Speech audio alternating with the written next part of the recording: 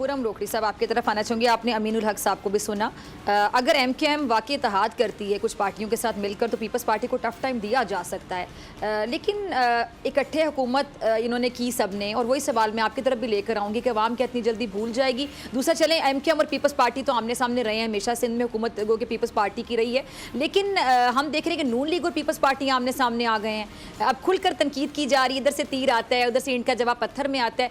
क्या हो रहा है, समझ आ रही है कुछ? और ब्रेक से पहले कमर ज़मान कायरा साहब मेरे साथ मौजूद थे, तो उनसे मैंने ये सवाल पूछा कि अब आप लोग तो इत्तेहाद नहीं कर सकते पीपल्स पार्टी और नून लीग, क्योंकि खुलकर एक दूसरे के खिलाफ आप लोग बात कर रहे हैं। तो उन्होंने कहा नहीं नहीं नहीं, आज कुछ भी हो सकता है।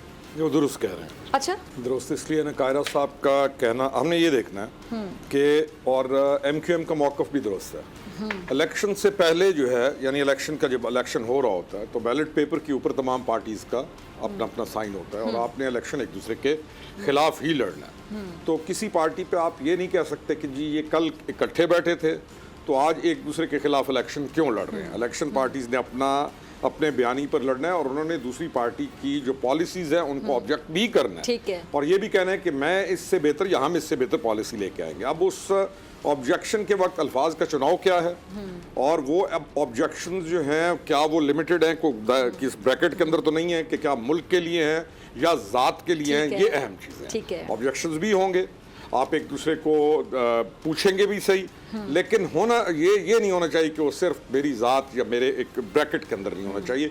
तो इन चीज़ों का ख्याल रखना, अल्फाज का ख्याल रखना, अल्फाज के चुनाव का ख्याल रखना, ये पॉलिटिकल लीडरशिप पे होता है, क्योंकि उनके अल्फाज जो हैं वो पब्लिक सुन रही होती है, ठीक है, और पब्लिक का जो सेंटीमेंट्स हैं वो चैलेंज अगर आप करेंगे, या आप 2+2 4 को 5 या किसी चीज़ को लेजिटिमेट चीज़ को आप कहेंगे हम नहीं मानते, तो पब्लिक पे ज़रूर असर हो रहा होता है। तो बाकी जोड़ तोड़ तो पार्टीज अपना करेंगी, लेकिन इलेक्शन के बाद क्या सूरत हाल होगी वो एक बिल्कुल अलग चीज़ है। ठीक है जी।